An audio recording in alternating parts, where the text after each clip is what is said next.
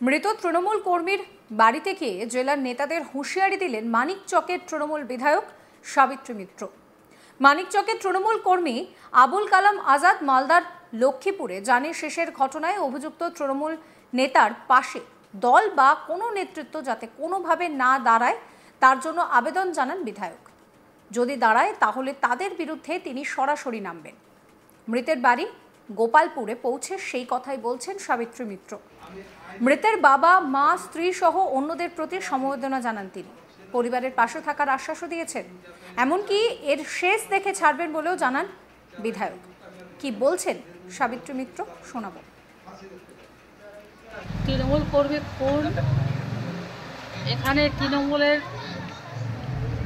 অনেক নেতাদের স্টেটমেন্ট কাল থেকে শুনছি। আমি কলকাতায় ছিলাম, আমি কোনো স্টেটমেন্ট দিইনি। এটাও জানা না ছেলেটার বাড়ি গোপালপুর। আমি এটুকু বলতে পারি, এরকম ভদ্র ছেলে কম আছে, ধৈর্য আছে, আস্তে করে কথা বলে, বুঝে সুঝে কথা বলে, চিন্তা ভাবনা করে কথা বলে এবং কাউরই ব্যাপারে মাথা গলায় না। এই ছেলেটার নাম হচ্ছে কামাল বলছি, ওই আব্দুল কালাম। তো আমাদের এই ছেলেটা আমার সাথে বেশি দিনের পরিচয় নাই, পরিচয় আছে কিন্তু আমি ওকে কোনো রাজনীতি দেখি না বা ডাকিনি।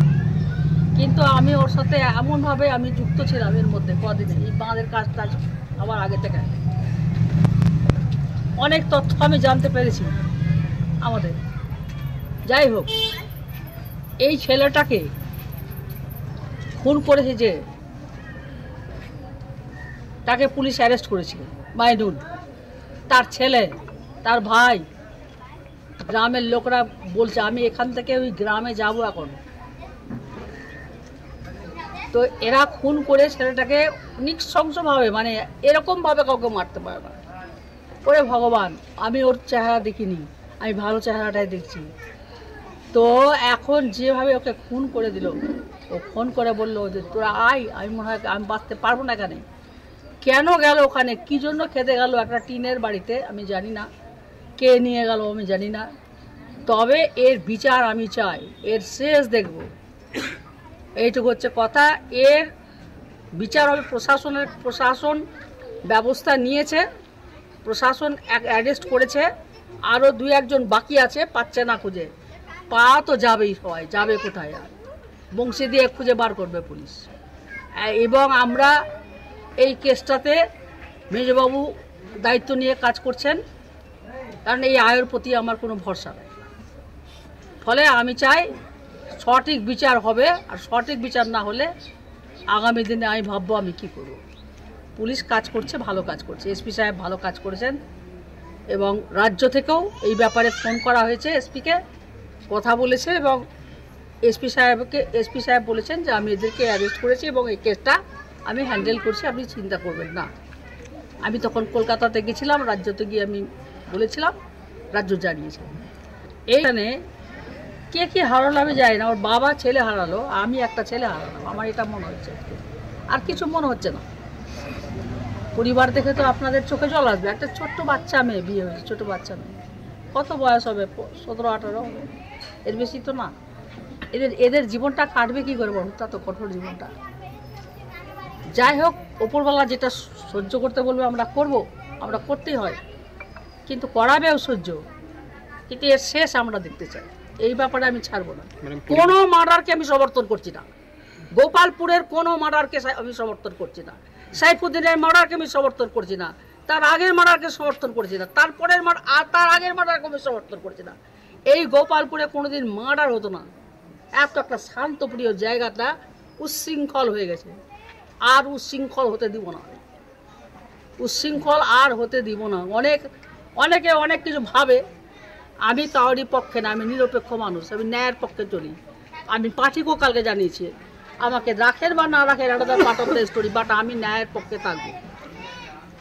আমি সারা জীবন লড়েছি, আর আরও শেষ জীবনে লড়বো, কিন্তু আমি এর বিচার চাই, ন্যায্য বিচার চাই এবং তাড়াতাড়ি বিচার চাই। প্রসঙ্গত, দুদিন আগে মালদার ইংরেজ বাজারের লক্ষ্মীপুরে কুপিয়ে জানে শেষ করা হয় তৃণমূল কর্মী আবুল কালাম আজাদকে। এই ঘটনায় তৃণমূলের গ্রাম পঞ্চায়েত সদস্য মইনুল শেখ সহ 4 জনকে গ্রেফতার করেছে ইংরেজবাজার থানার পুলিশ। তারা এখন পুলিশ হেফাজতে রয়েছে। প্রতিবারই কোনো না কোনো ঘটনা ঘটলে তৃণমূল নেতা নেত্রীরা এই সমস্ত কথা বলেন। যারা গ্রেফতার হয়েছে তারা কয়েক মাস পর আবার জেল থেকে বেরিয়েও যাবে, আবার তৃণমূলের মিটিং মিছিলে এই নেতাদের দেখা যাবে। ঠিক এইভাবেই সাবিত্রী মিত্রকে নিশানা করে পাল্টা কটাক্ষ করছে বিজেপির দক্ষিণ মালদার সাংগঠনিক জেলার সভাপতি অজয় গাঙ্গুলি। কি বলছেন তিনি, শুনুন।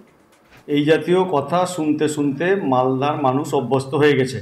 যখনই কোনো খুন রাহাজানি অন্য কিছু হচ্ছে তখনই তৃণমূলের যারা রাজ্য স্তরের জেলা স্তরের নেতা তারা বলছে যে বিচারের ব্যাপারে কোনো রং দেখব না, যত বড় আসামি হোক তাদেরকে পুলিশ প্রশাসনকে গ্রেপ্তার করতে বলবো।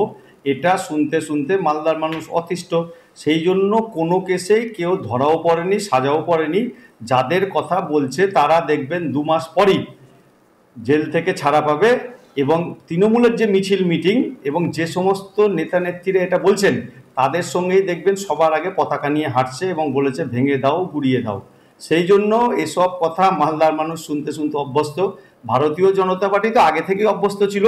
সুতরাং তারা এই জেল থেকে বেরিয়ে আবার আগের যে কাজ সেই কাজে যুক্ত হবে এবং তাদের সঙ্গে জেলা নেতাদের সম্পর্ক অটুট থাকবে, শুধু কিছুমাত্র আই ওয়াশ করার জন্য এবং মানুষকে একটু বিভ্রান্তিমূলক জায়গাতে নিয়ে যাওয়ার জন্য তৃণমূলের নেতারা এসব বলে থাকে। আমরা এগুলো নিয়ে খুব একটা ব্যতিব্যস্ত না। জানা গিয়েছে মৃতের নাম আবুল কালাম আজাদ, বয়স 38, বাড়ি মানিকচকের গোপালপুর শান্তি মোড় কালীতলা এলাকায়। সক্রিয় তৃণমূল কর্মী বলেই পরিচিত ছিল সে। বৃহস্পতিবার 10 জুলাই রাতে জন্মদিনের অনুষ্ঠান আছে বলে বের হয় সে। রাত হয়ে যাওয়ায় বাড়ি থেকে ফোন করা হয়, কিন্তু তারপরও ফিরে আসেনি। কিছুক্ষণ পর সে জানে শেষ হয়ে গিয়েছে বলে বাড়িতে ফোন আসে। জানা গিয়েছে জন্মদিনের পার্টিতে বচসা শুরু হয়, সেখানে ঝামেলা শুরু হয়। এরপর মইনুল শেখ সহ বেশ কয়েকজন ধারালো অস্ত্র নিয়ে আবুল কালামকে তাড়া করে বলে অভিযোগ।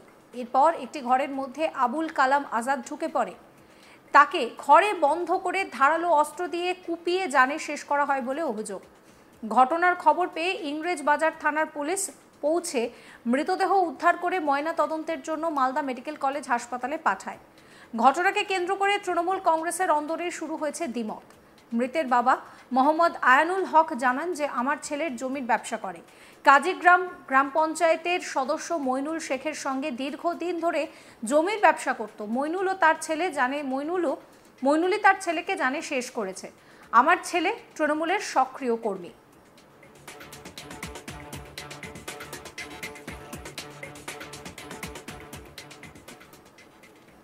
সমস্ত খবরের আপডেটের জন্য আপনাদের নজর থাকুক আজ তাক বাংলায়। চ্যানেলটিকে সাবস্ক্রাইব করবেন, নোটিফিকেশন পেতে বেল আইকনে ক্লিক করবেন, ফলো করতে ভুলবেন না আজ তাক বাংলার হোয়াটসঅ্যাপ চ্যানেলও।